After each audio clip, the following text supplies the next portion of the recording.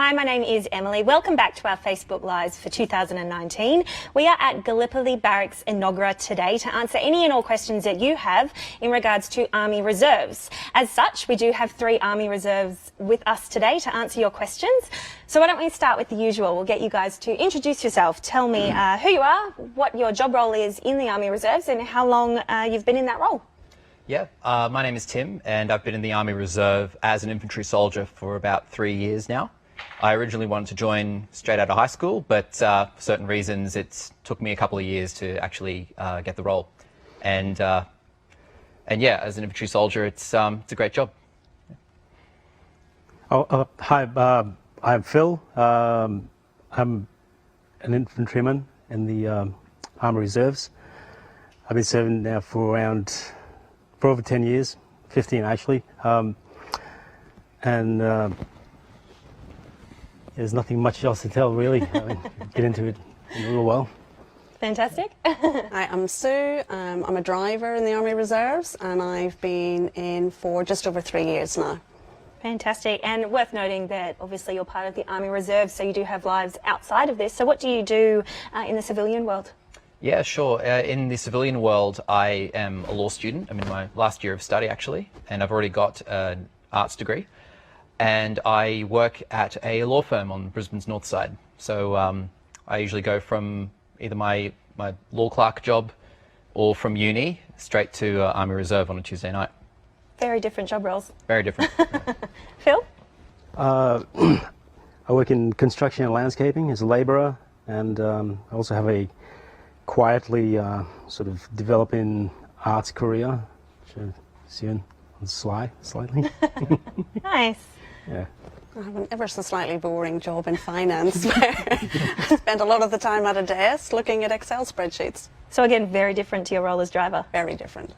So can you tell us what made each of you consider those Army Reserve roles, particularly for Sue or Tim, for example, who your civilian jobs are so different to your Army Reserve roles? What made you choose these ones? I chose infantry in particular because it was very much what I wanted to get out of an army career. So I wanted to learn how to apply tactics, minor infantry tactics. I wanted to learn about weapons. I wanted to learn more about the history of the Australian Army, the history of the infantry, and kind of get to grips with the international fraternity of infantry soldiers. And it's quite a good feeling when you can talk to someone from another country who's gone through very similar training to you. And yeah, that universal soldier of all trades sort of thing, that's what drew me to the infantry, because they have quite a few different disciplines, and it's just a very good job. Fantastic. What about you, Phil? Well, I enjoy being fit and trained and everything like that. You know, run a lot, and I had mates who served in the Army Reserves, and they convinced me to join. You know, half convinced me, half dragged me kicking and screaming, and you know, I haven't regretted like a minute of it ever since. Something I really enjoy. Yeah. I enjoy doing the challenges, just the fun I get out of it. Made heaps more mates being in the army than I ever would have outside the army. Yeah. Yep. As I mentioned earlier, I do have a job where I'm stuck indoors Monday to Friday, so I was really looking for something that would get me out and about. You may have heard a little bit of an accent. I'm from Ireland originally, so for me as well, it's an opportunity as a driver to get out and about and see different parts of Australia as well. Yeah, I just wanted to learn some completely new skills, and a little bit like Phil. I'm in my 40s now. It's very easy just to sit back and sit on the sofa, watch telly and get fat. I wanted to make sure that didn't happen, and it's also an incentive for me to stay fit as well. Wonderful. So what does your commitment look like for each of you, and what do your job roles specifically entail? Okay, well, as an infantry soldier, the role of the infantry is to seek out and close with the enemy, to kill or capture them, to seize and hold ground, to repel attack by day or night, regardless of the season, weather or terrain. And another way of saying that is, yeah, it's a mouthful, but the other way of saying that is that the infantry is very much the spear tip of the Australian Army. And it's You learn anything from infantry minor tactics to army first aid, and learning weapon systems, applying them in different situations, tailoring them to your situation. And the infantry is very much an extremely physical job, but it's also one with prestige, and it's a great place to start. And what does your commitment look like for that one? It's pretty much every Tuesday night, and one weekend a month, and you might do 2 weeks of a training exercise every year, and you might go away for that to Shoalwater Bay or High Range in Townsville. And commitment is actually a little bit at your own discretion. You can chop and change, depending on your civilian requirements and the requirements of the Army. So as long as you have that in mind, it's a very livable kind of life. Phil, I assume as an infantry soldier that response would be similar for yourself? Yep, it is very similar. I try to parade regularly on Tuesday nights. And I also try and do as much as I can. And the flexibility of my civilian work, allows me to do that. And I go on as many exercises as I possibly can. And one of the things that keeps me committed is the ever-changing role, that we have, and like there's new equipment coming in all the time. There's always updated bits of kit that we have to learn, and the learning never stops, and that's what keeps me going, what keeps me coming back, Yes, so for me, in my unit, we parade also every Tuesday evening. There isn't necessarily a set weekend every month, but there are numerous training exercises throughout the year that we would attend. Also, when you're first starting out, you've got to complete your trade training. So for me, that involves 2 driver courses and a tactical ops course. So they each take approximately 15 days. So far in my 3 years, that's essentially what I've been concentrating in doing as well. My role is within 11 CISB, which is the Combat Service Support Battalion. So our role is to support the other units of the Army, such as infantry or signals, that kind of thing. So we also have the opportunity, once we're qualified as drivers, to go and assist them whenever they're completing their exercises. So we can do as many or as few of those as we like. We mentioned earlier, a lot of the work is voluntary. So it's really up to you how much or as little that you do. And I guess referring to voluntary work and going out on exercise, there is also the opportunity to deploy and transfer between part-time and full-time? Yeah, there is the opportunity to do that, and transferring in between full-time and part-time is often subject to the requirements of either service. So the Army will try and meet you halfway if you do want to move across, and it's not always as simple as that, but that's pretty much it in practice and in theory as well. So yeah.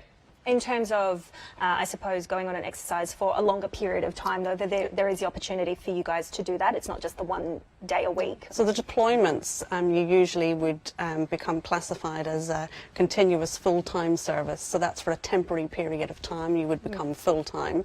So that might be for a 3-month or a 6-month period. So I know people in my own unit have been involved in exercises or deployments such as Op Resolute, which is border security, assisting border security.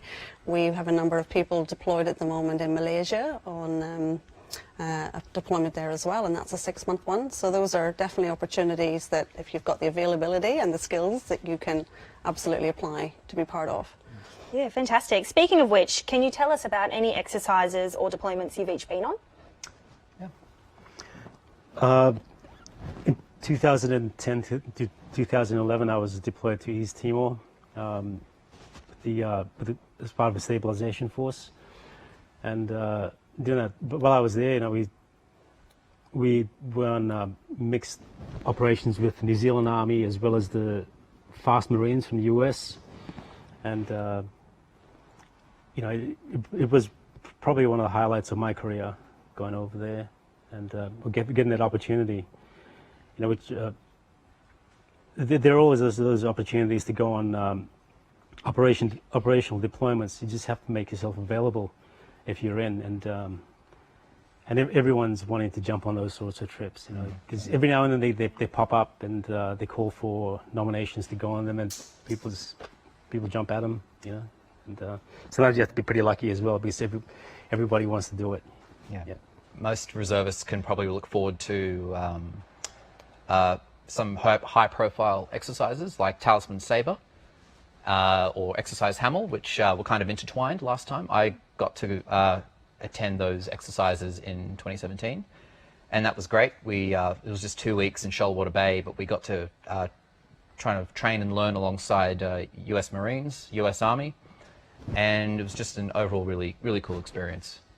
And also some reservists get to participate with the QPS in some civilian activities like the Commonwealth Games.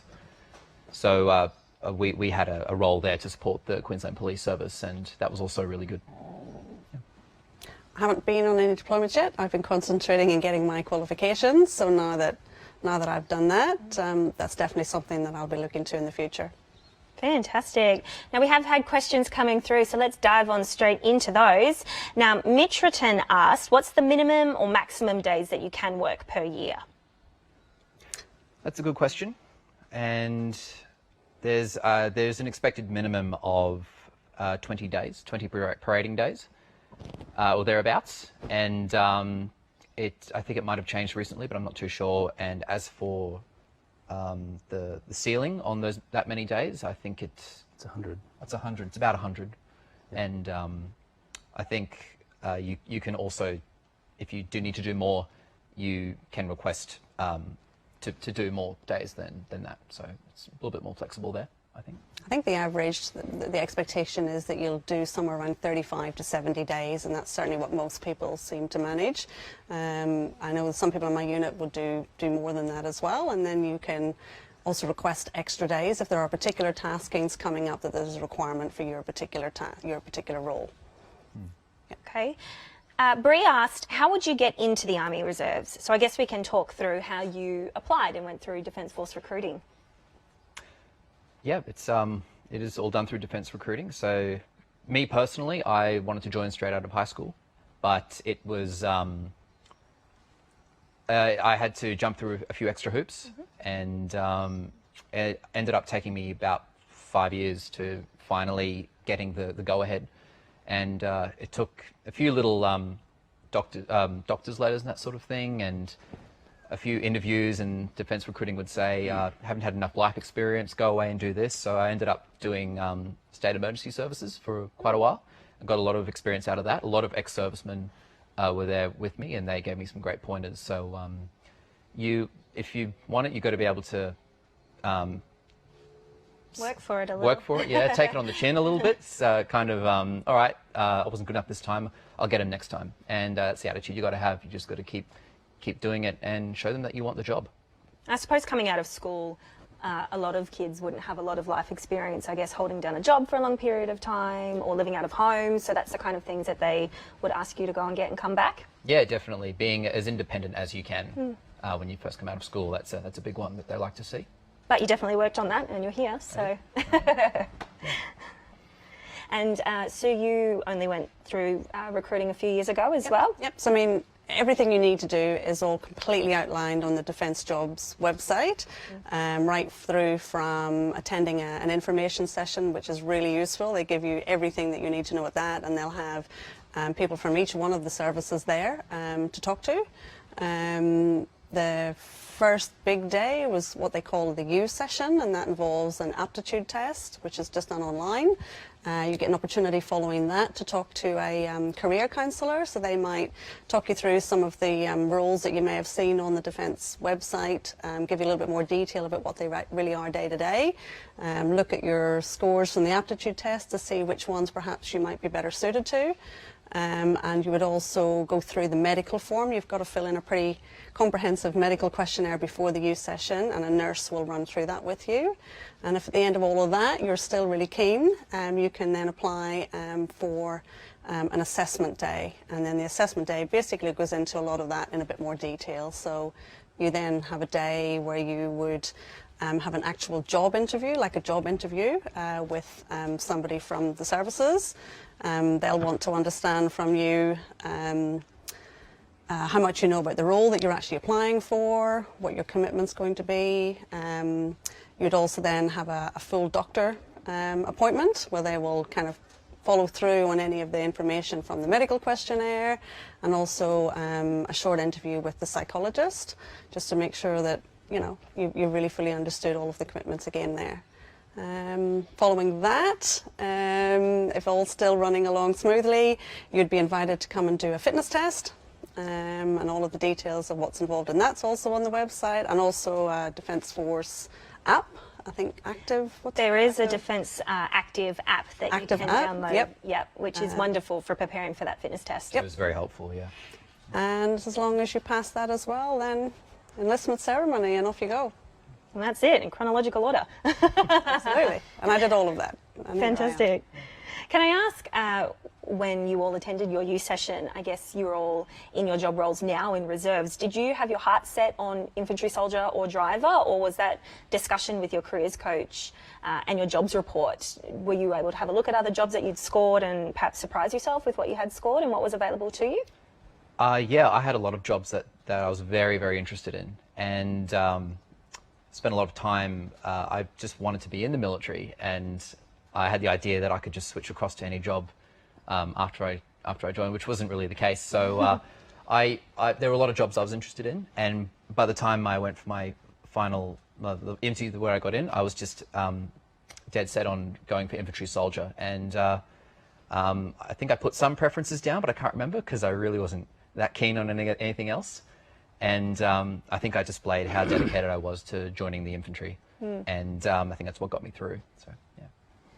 Was driver on your definite must-have list? I actually had cook as my first preference, and then the recruitment process does take a little bit of time. So between me applying for that role, which was available at the time that I did my youth session, it actually wasn't available by the time I got to enlistment.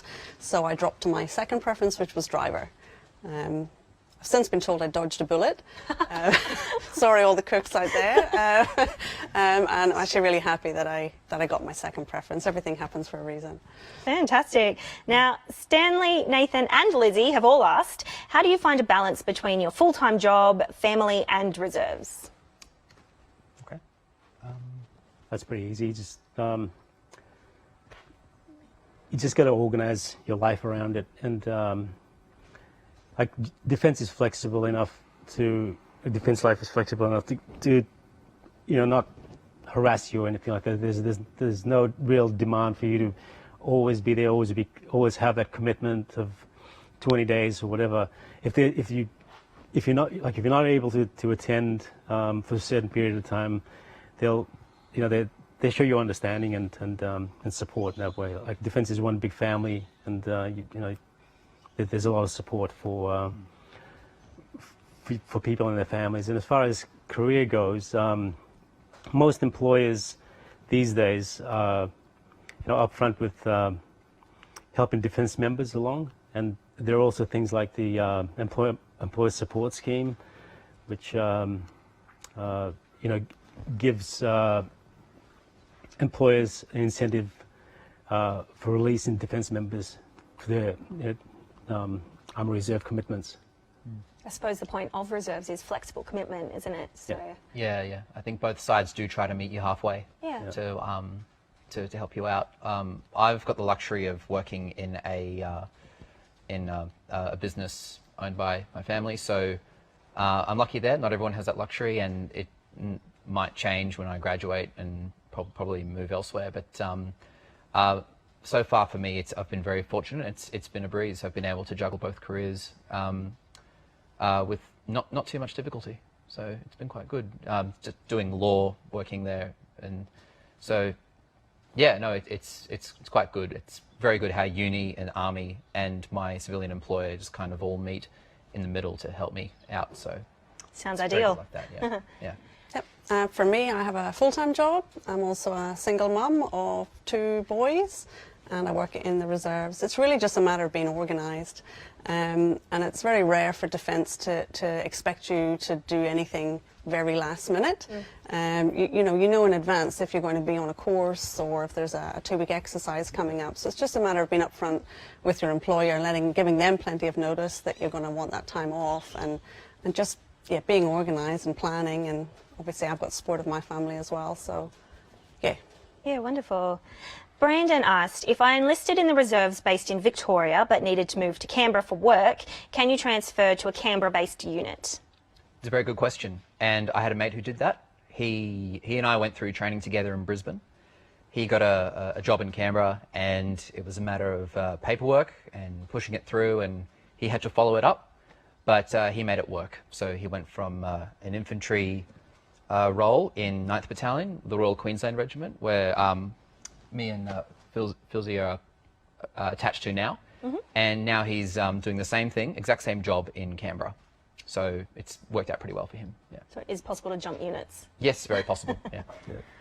Fantastic. Now, we spent some time with you, Tim, yesterday discussing your role as infantry soldier. Phil, you were also there to help out. So we will cross over to that now and have a look at that footage. I'm here with Tim today. Tim, can you tell us where we are? We are at Gallipoli Barracks in Enoggera in North Brisbane in Queensland, and this is where the Army and the Army Reserve love to come and do their training. Can you tell us why you chose infantry soldier and what it was that attracted you to this job role? Yeah, I chose infantry over other jobs such as engineers, caterers, signals, because the infantry is something that's very different that you'd get on the civilian street. Very different skills, and the diversity of the people here to learn the same skills as you is just another reason why I wanted to join. I wanted to join for the fitness and the chance to really get out of my comfort zone. And what's your favourite aspect of the job role? Definitely, number one is the people I get to work with. They're very different but very passionate people who I get to work with after their civilian jobs as well. So we're all kind of in the same boat, and we all come together to work together and learn these new skills, and skills that are very different that you get on civilian streets, such as shooting, hand-to-hand combat. You learn your fair share of signals and a little bit of marching and drill. And you learn other soldier disciplines as well, such as radios and transmissions, that sort of thing. And so how does your job role here as infantry soldier differ to your day-to-day civilian job? Yeah, it's polar opposites, really. So I study law full-time, and I also work in a law firm. So on a Tuesday night when we come in for training, 1 minute I'll be in a lecture theatre learning about family law, contract law, equity and trusts, and then in about an hour I'll put on the green and the equipment, and I'll be learning how to call in a mortar strike in an enemy position using radio signals. And it's just very different, but it's also very rewarding, and it's a lot of fun. And who would you recommend consider infantry soldier in the Army Reserves? I'd recommend anyone who wants to expand on their fitness and who wants to learn new skills and to be part of a team. I myself came from a very different background from the military, so anyone can join. I think I came originally from the legal side of things, and I was an actor as well out of high school. And the military was always something I wanted to do, and the transition was a bit difficult, but it was very good looking back on it. Thanks, Tim. We will be here, as I said, for the next 45 minutes or so to answer your questions, so we'll jump straight back into them. Now, Tambay asked, he would like to apply to Army Reserves as an Army driver and would like to know how he can apply for that job. So, Sue, do you have any advice? As far as being an actual driver, you don't need to have any specific driving skills already other than just your basic civilian car licence. Otherwise, just jump onto the Defence Jobs website, find the role in the right category, and you just fill in the form, and the process is identical. You know, that recruitment process is identical irrespective of which role you're actually applying for. Fantastic. April asked, how long is training for reserves and can we do it closer to home? So I guess we can mention that whilst your work in the Army Reserves is local, training locations are set and you will need to travel for that. Reserve training is broken down, however, into 16-day training blocks so that it's shorter to help accommodate with your lifestyle. So you've all obviously experienced these training blocks and you've had no issues with them, with work and with kids and family lifestyle particularly? Probably the biggest one is the first block, the Kapuka, which is your basic training. And that's down in Wagga Wagga in New South Wales. So that takes about 37 days. You've got a day or so travel either side. And So not the full 80 days that full-time do? No, not 80 days. So the course is, you cover exactly the same skills as the full-time course, but it's just condensed down into 35 days. And there's a couple of elements that you then have to complete back at your unit. So that's probably the biggest block. And then after that, like you say, it tends to be kind of 15, 16-day training blocks for the IETs. And I guess an important note with that initial training block as well is it's not a set date that you need to attend and immediately after enlistment, is that right? I think there's an expectation that you can try to get onto a course starting within about the first 6 months of joining. Ideally, the earlier the better. But it's not the day after enlistment or anything like that. It's you get straight on the bus. It's a matter of finding a date that's going to work with your employer or your university or your family, whatever those commitments might be. Wonderful. Lizzie asked, I work full-time in a regional town that has a reserve base. How do I find out the local hours and expectations for prior experience? So that is a good question, and you can call 13 1902 and your local centre will get you in touch with a unit to discuss that further. Absolutely. So why don't we talk a little bit about physical requirements and training, I suppose. So reserves is obviously different to full-time in that you're only coming in once or twice a week. So what kind of PT or physical requirements are there for that? Yeah, so in the infantry, because the role is extremely physical, we will do maybe 1 week, one Tuesday training night, we'll do cardio, and another one we might do upper body strength. And my personal favourite is doing battle PT, because you kind of join in cardio, upper body, teamwork, and any more other... combat related. More combat related, exactly. Yeah. So it's the culmination of a lot of your training is put into a 40-minute to an hour PT session, and it's challenging, but it's very rewarding, and everyone is there to help each other along. So it's great, and it's a great way to stay in shape. So I think for a lot of the units or roles outside of infantry within the reserves, we don't tend to do a lot of PT when we're parading on Tuesday nights or even necessarily on the weekends. There is an expectation that you'll just keep your fitness up yourself in your own time, lunchtimes, mornings, whatever.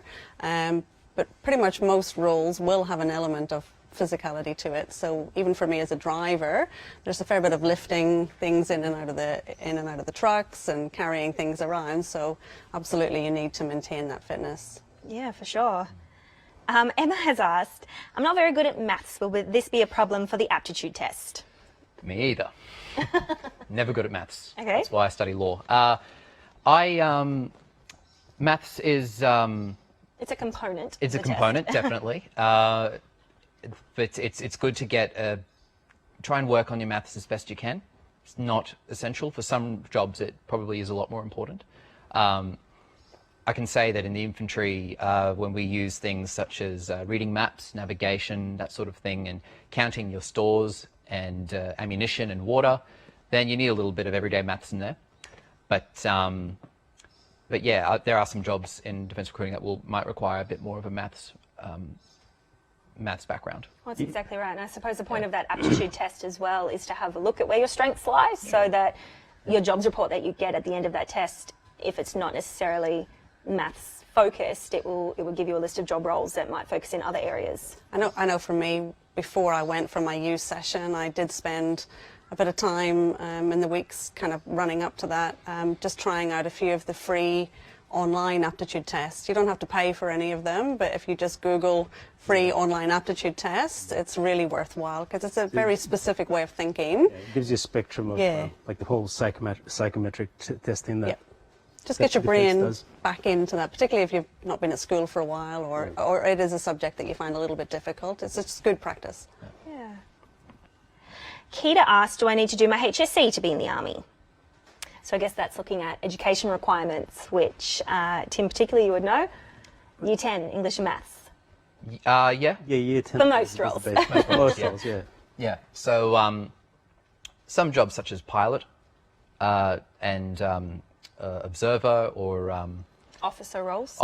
Some more officer roles, you will need a higher standard of education for maths. So, but for other roles like mine, it's not essential, but it's it's good to. If you're still in high school, I advise, you know, do as much maths and English as you can, and science. And it always looks good on a resume, or when you join the Defence Force. It always looks good if you've shown that you've tried really hard in these subjects. Yeah, so jobs such as driver and infantry soldier require Year 10, but if we're looking at officer roles, Year 12 will require completion. But it is best to check requirements on the Defence Jobs website. It will let you know your education requirements for every single job role. So depending on what you're interested in, it will let you know exactly what you need to do there. Yeah. Chris asks, would you be able to apply and join the reserves whilst doing an apprenticeship? Absolutely. Absolutely. Yep. Some of it's encouraged. Like anything you're doing outside of the Army Reserves, you shouldn't really interfere with your military career once you're in, and even going through the recruiting process and basic training. That's all very accommodated. You know, there's no expectation for you to quit your job or anything like that. In fact, Defence would rather you keep your civilian job, you know, whilst you're committed to whatever the bare minimum is for Army Reserves. Yeah. That's true. Wei asked, I'm a chef, can I join? So absolutely, as we mentioned, there are cook roles available, and they are available right now. And you can bring your qualifications or come and let the Army train you as well. There is opportunity for the Army to give you those quals once you're enlisted already. Sue, as you said, you had no prior experience driving. They got you those qualifications once you're enlisted? Yeah, absolutely. Every role that you'll do in the Army, even if you've actually got civilian qualifications, they will be recognised, but the Army also has very particular ways of doing things, so everybody will get trained to do whatever the role is that they're applying for. Yeah. Wonderful. Now, forgive me, Sorry, Ziliko. can I just backtrack a little bit on my earlier comment about cooks and just say that cooks are actually the favourite people in the Army, particularly outfield. They're feeding you. They feed us. Ziliko has asked, can you please tell us why it takes so long to enter the Army? So I guess that depends on every single person and their different application process. Mm-hmm. That's right. There's a lot of factors. Sometimes it's not their fault. Sometimes it's not even Defence Recruiting's fault. It's just certain things that I can definitely sympathise. It took me a while to get through, and my best advice would be to just keep doing it, keep applying, keep pushing.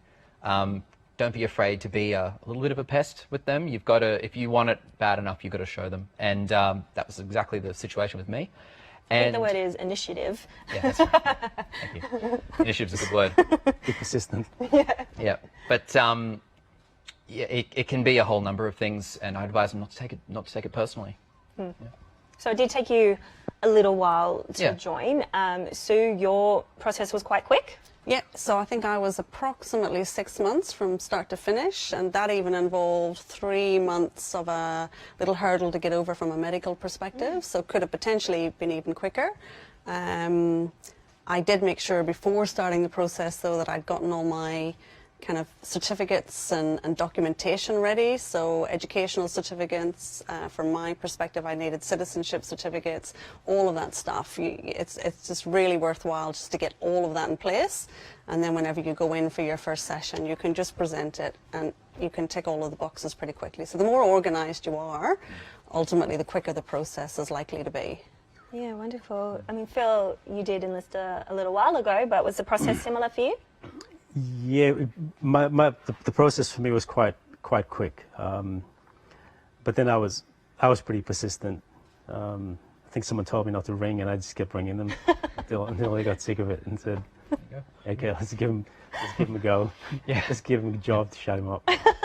Well, here you are. So it worked. Yeah. I'll just add to what I said earlier. I actually, on my last, my previous attempt where I was successful. It didn't take too long, the paperwork and everything. It all got through quite quickly, and I think I just learned to be a lot more persistent by then, and had some people at the local unit who sympathised with that, and they mentored me a lot on how to approach it in a better way. So that sped it up for me as well. So yeah. Wonderful. Sharon asked, is there an age limit? I was in the Army during the 1970s and early 80s and I'm interested in the reserves. I'm still healthy and fit.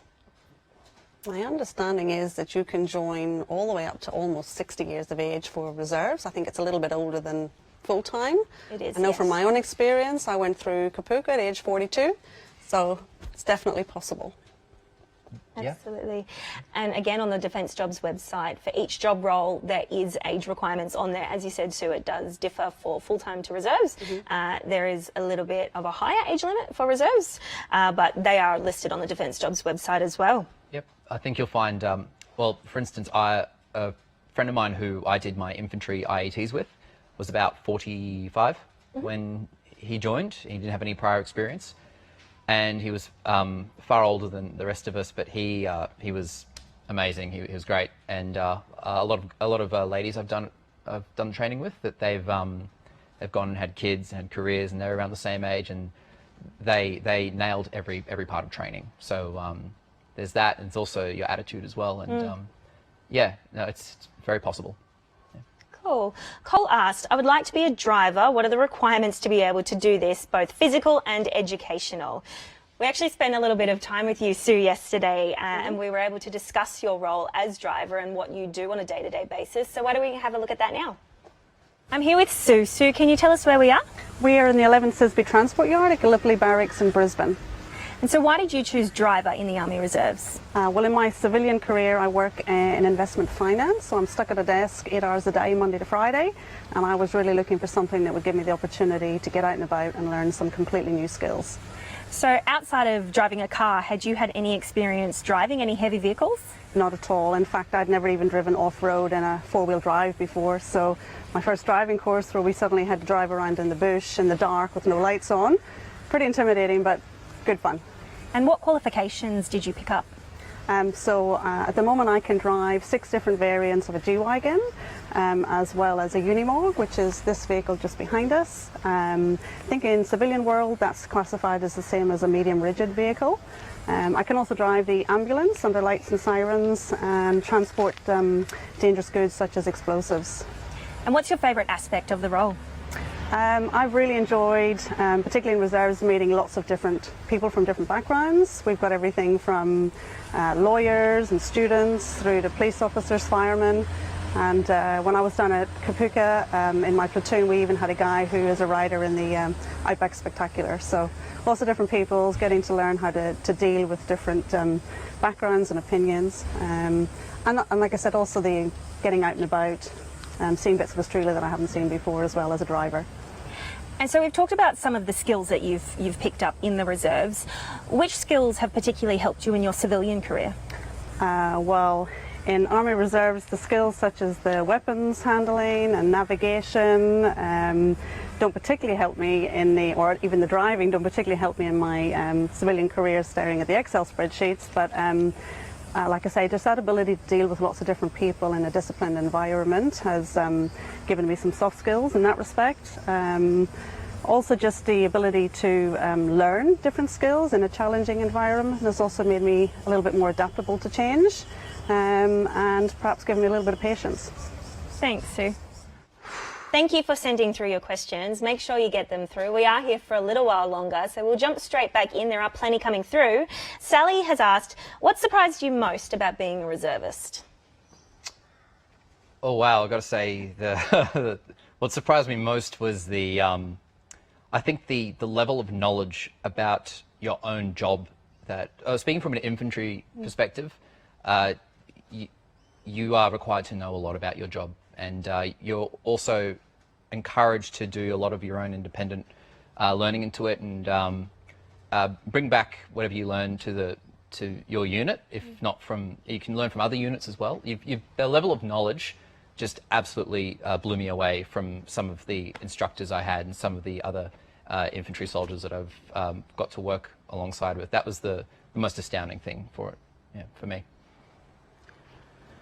For me, it's probably, just going beyond, what I've ever expected in myself, and going beyond comfort zones every time, and I've always achieved that, and it's always surprising for me.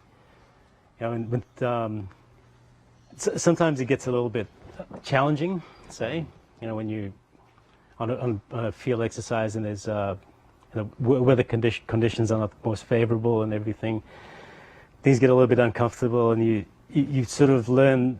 You learn a certain resilience, you learn a certain belief in yourself to sort of just keep pushing forward, and I think that's one of the best things, one of the most surprising things for me, is that the Army encourages you to find that in yourself. Yeah, for me, probably a couple of things. Completely what Phil just said. I've probably surprised myself more than anything. The things that I've been able to achieve, things that I never thought I'd be able to do. And like you say, even at the toughest moment where probably if you were on your own, you would give up. But when you're kind of surrounded by this group of people, it pushes you through, and you can achieve things that you really didn't think that you would be able to. The second thing that surprised me is probably the generosity of everybody that you meet. So even if it's the first time that you've ever worked with this person, like I said, I work as a support battalion, so I'm very often meeting new people as I support different units. So you might have met somebody for the very first time, and then just how generous they are with their knowledge, with their time, with their thanks for the work that you're doing, and that has really surprised me as well. Sounds great. Rich has asked, are there any IT-related job roles in reserves? In reserves, I think there are, but I can't give too much of an educated answer on that, because I know they exist. I'm just not quite sure. Your world is very infantry-based. Defence Jobs website. SIGs. SIGs would have more IT-related jobs. Like definitely SIGs. Signal units.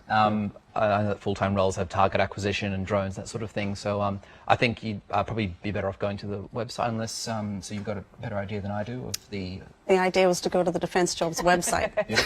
Or call them. Look in the category section there. There's probably one for IT. There's certainly IT roles. I guess, like you guys said, it just comes to having a look around on that Defence Jobs website to see what there is. Now, Neil has asked, is there an Indigenous pathway? And if so, how can we apply and what are the requirements? So, yes, there are a number of Indigenous development programs which are available if you're looking at joining full-time. You can contact 131902 or jump on the Defence Jobs website, of course, to have a look at those requirements. Absolutely. Kyle asked, does your employer have to consent, or are you protected by legislation if you want to join whilst being full-time? Now, we all work full-time at the moment, don't we? Yeah. So. Yep.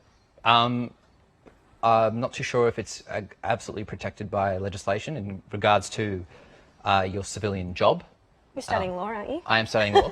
I was going to say, though there is legislation that does back you up in certain areas. So there is an act that requires that the university can't ask any questions when you have to go away on a reserve commitment. They they have to go, well, yes, you can go, yes, you can't go. They're not allowed to ask why. What are you going to be doing on this thing? Why is it so important to uni? They're not allowed to. You can just say, can I have these days or not? So as far as legislation goes, that's my understanding. I'll have to research it a bit more. Maybe the topic of my next assignment. My understanding is that there is absolutely legislation that covers you, and that your employer, in theory, does have to allow you to go. Obviously, where possible, you want to get your employer on side and not be having to quote legislation to them. There is a body called Defence Reservist Support Group, something like that, and they have a website as well, and on the website there's actually a handbook which is specifically for employers, and that's got lots of information in it. And actually, whenever I first approached my employer, and I was very surprised nobody had approached them before about joining as a reservist, so I actually was able to give them a copy of that handbook, and together we actually worked out a reserve leave policy, and those people are on hand to for any employer to talk to. Really helpful. That's it. As long as you communicate well with your employer and like maintain that sort of level of trust between you and your employer, then there's no reason why it shouldn't go that way. But in saying that, there may be employers who don't really get the whole Army Reserve commitment. So it's up to the individual to kind of educate them, like you did, like taking them the paperwork and saying, like, this is what the policy is, and and most of the time, I'm pretty sure that they support you in like in your role. And you did mention the employee scheme. The employee support scheme, which is it's like a financial incentive which Defence pays employers to release their employees, to their reserve commitments.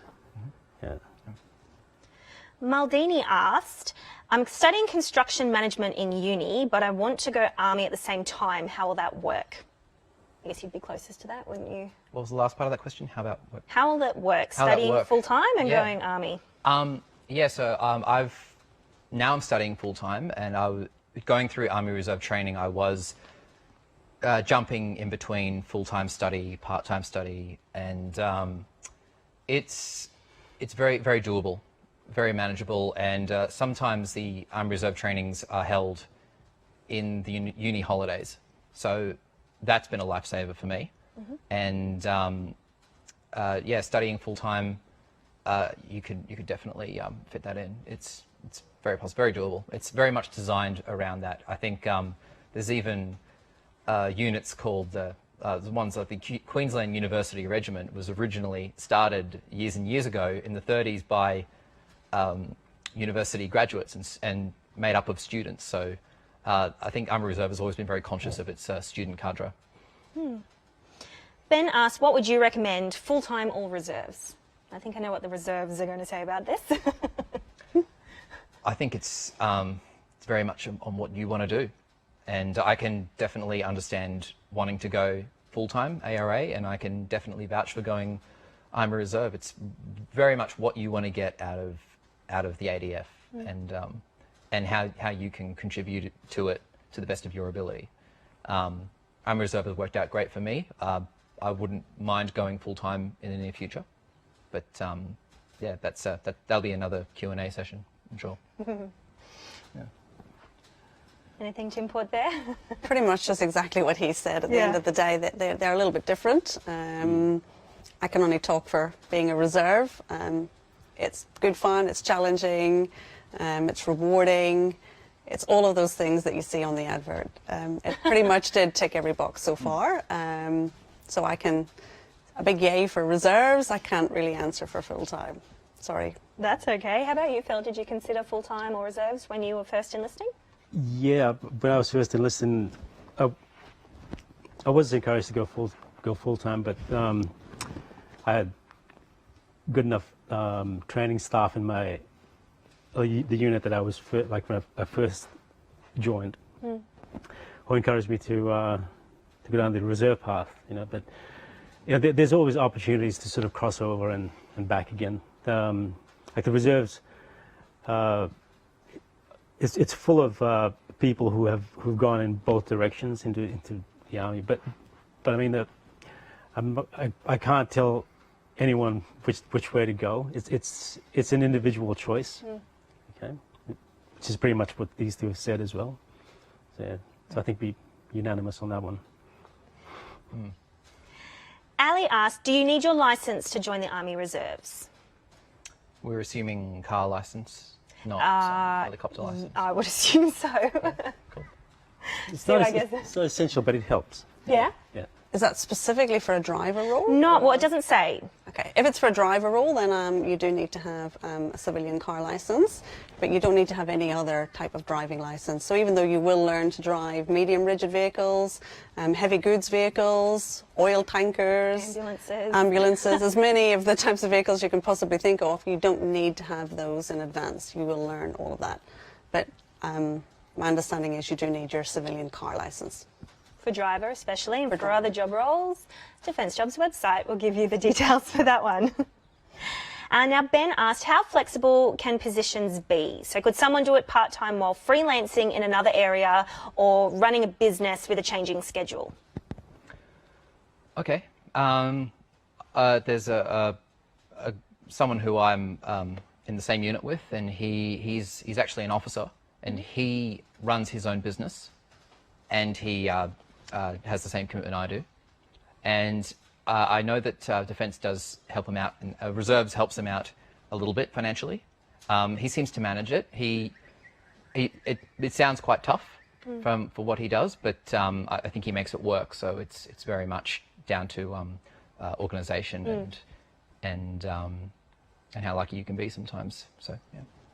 Phil, you have a changing work schedule, don't you? That's not locked in every day? Yeah, it's not locked in every day.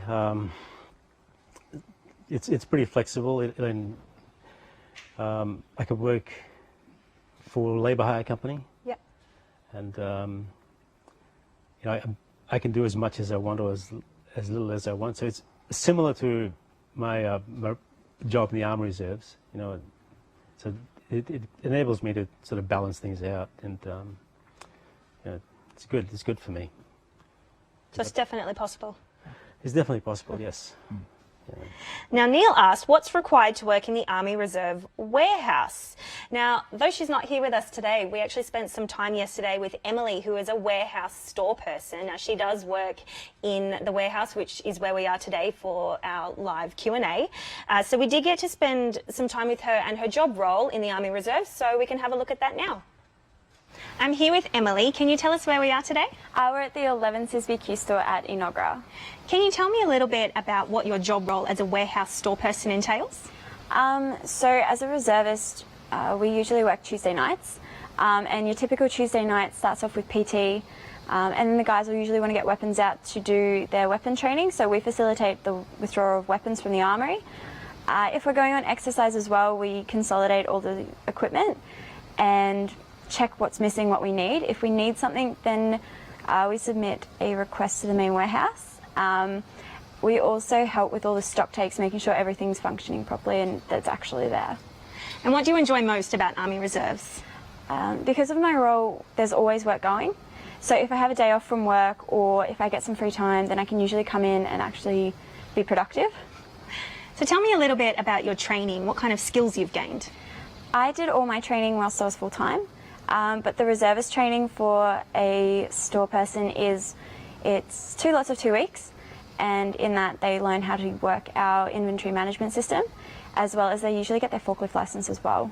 There's heaps of opportunities as well to upskill. There's lots of different stuff we can learn, and promotion courses. And how different is your job role here compared to your civilian job?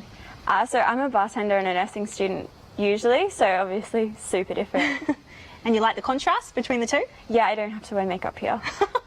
And you get the opportunity to travel here. You recently came back from Darwin, is that right?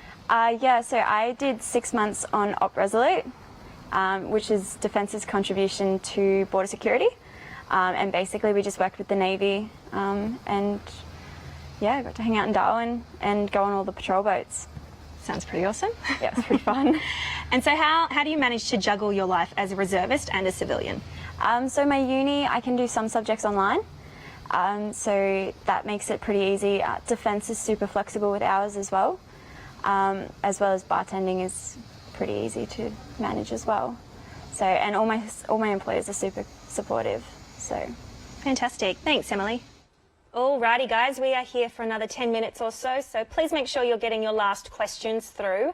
I'll try and get in as many as I can. Now Sam has asked, I'm in the application process at the moment and I'm just wondering, what is the biggest change that you've experienced from civilian life to the Army Reserve?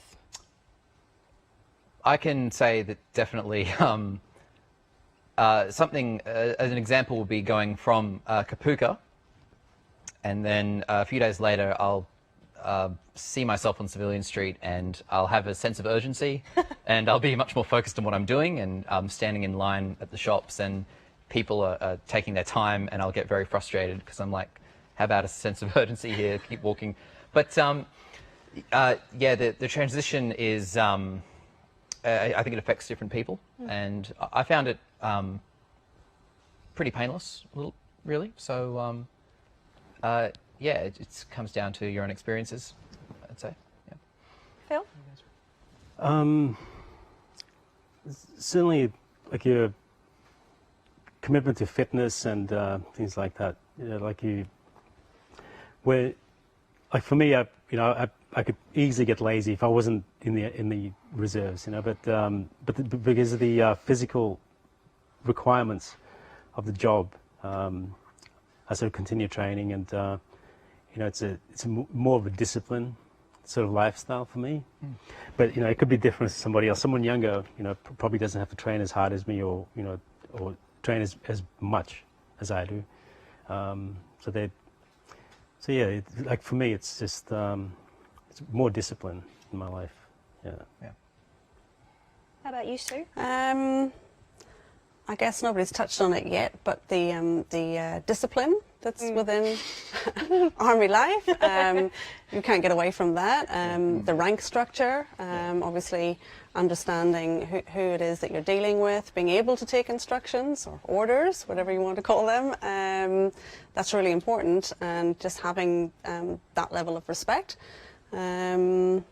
Another big change for me was that I've always been in the same career, dealing with the same kind of people for the last 20 years in finance, and now within reserves I'm dealing with so many different types of people, from mechanics to police officers to medical students. So again, just learning how to deal with different people and take opinions from totally different people from different backgrounds, and again, just showing that respect to everyone. It is very different than just being on Civvy Street. Gabrielle asked, what are the benefits of ADF reserves? There's a lot of benefits, like you get a certain medical allowance, and I think that you're able to join Defence Health and some other insurance, medical insurance companies. There's also the pay as well. The pay is tax-free, and it varies from job to job and different roles. So some roles will pay you a little bit more if you've got a degree, depending on what that role actually is. So off the top of my head, that's just some of the benefits that there are. Yeah, field pay. Yeah, you get more when you go to field. Field pay? Yeah. Yeah. Okay. So like like the rougher terrain you work in, the better the pay is. So you actually get paid more sometimes if there's no showers access.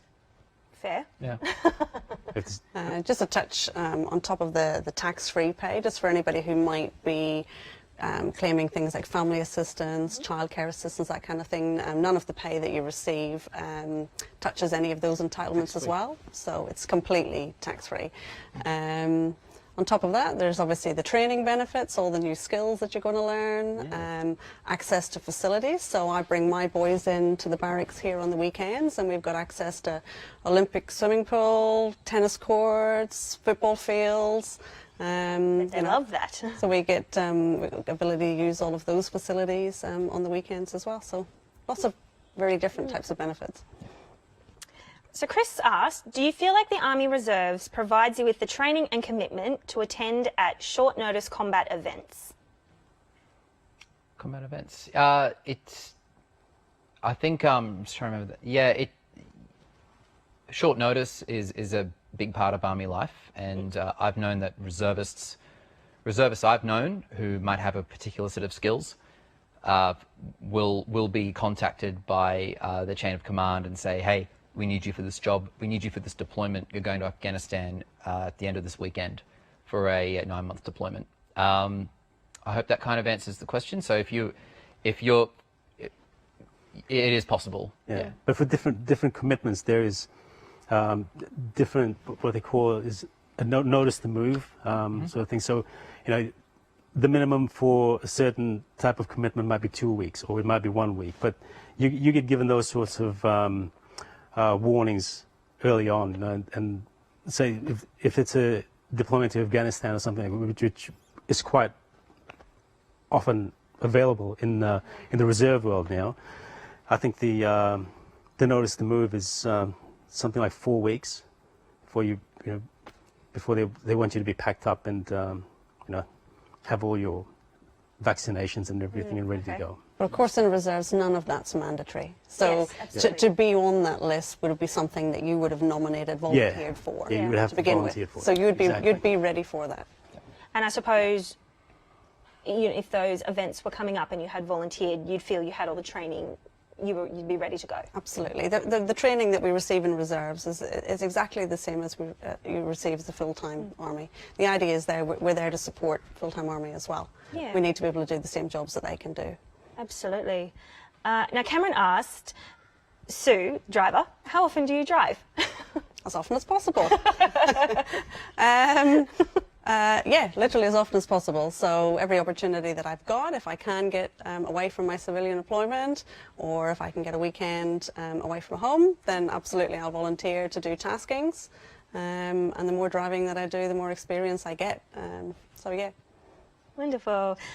Rebecca asked, can I choose the days or the day or days that I work? For example, my civilian position is 4 days a week with Friday off, so can I work every Friday as a driver? I would probably have to recommend that she gets in contact with someone from a unit that she's trying to join, or talk to Defence Recruiting again. I'm not sure it works like that in most situations, but it might depend on if she's got Friday off, and someone from her chain of command might call her up and say, we need a driver for a certain amount of people to go around base. Can you work a full day today? There's that sort of thing. It's quite sporadic. I wouldn't say that it's structured like that, but it's a possibility. But that would be a kind of situation where people Let's speak to the unit she's joining. yeah Pretty much. Okay, great.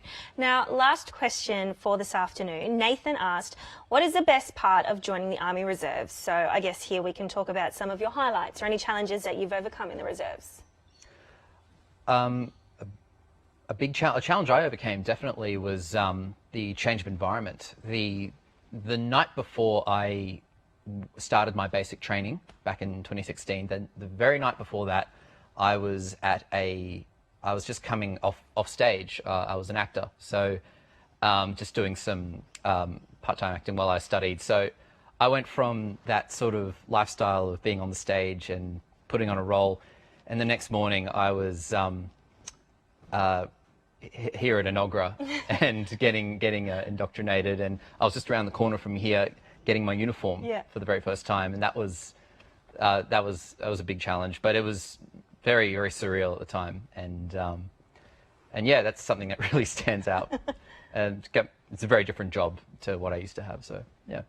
What about you, Phil? What about a highlight? In joining, well. In your career, you've got some years. Yeah, well, I suppose the highlight was one of the main highlights for me was the deployment to East Timor. I'm sure I've touched on it before. That was in 2010 to 2011, and it made me aware of our commitments to overseas operations, and how things had changed from when we started in 1999 to how much a country like East Timor had benefited from us being there, and our whole defense strategy. So yeah, it made me appreciate that. And but in joining, for a while there, I was sort of standing on the sidelines and watching my mates golf on weekends, and coming back all pumped from having been away, and the great adrenaline rush that they used to sort of talk about being out there, and I was standing there watching them doing it, and I really wanted to join just to experience that, and lo and behold, 15 years later, I'm still in, and some of them have gotten out. Some of the guys who went out, some of my friends who were in before I joined, and yeah, I'm still loving it, and it's still one of the funnest things I've ever done. Just to add to that, if you join the infantry, one of the best things that you can look forward to is something called the combat shooting course. Yeah. And it's 4 days. I think we agreed it's probably the best 4 days we've had. Yeah, and absolutely. It's a lot of fun. Yeah, it's a new platform that they've brought in, new training platform, and it's just and a further advancement of the traditional marksmanship principles that you learn from day one at Kapooka. But once you're in and qualified as an infantry soldier, I think they're even spreading it out to other corps as well. I think they're starting to, yeah. Yeah, yeah, you'll find that it's one of the greatest things you'll do once you're in. The full-time army does the same course, so it's good to be on that same playing field with them. Yeah. What about you, Sue? A highlight? March Out Day at Kapooka, which is kind of, I guess, the culmination of the previous 5 weeks of hard grind. It's a pretty good feeling that day. Yeah, I forgot that one. Yeah. Mine's a bit more recent than yours. That's right. And probably the other one would have been last Anzac Day was the first time that I was involved in that as a Defence Force personnel. And again, for me, I'd spent the previous 3 years working through Kapooka, working through my driver qualifications, a lot of training, and I kind of felt a little bit like that was the culmination of everything that I'd done so far, and just that sense of pride being in the uniform and just being part of the Defence Force and the history that it has, and all of those things, and having my children there, my family there, and having people just come up to you on the day and want to talk to you, and yeah, it was a really, really proud moment for me. Well, that's all that we have for you this afternoon, guys. Thank you so much for joining us, and thank you for answering our questions this afternoon. We hope we've been able to answer your questions. If you are considering a part-time role in your local area, then jump onto our website and start an application, or you can come along to one of our reserve info sessions to find out more. Thank you very much.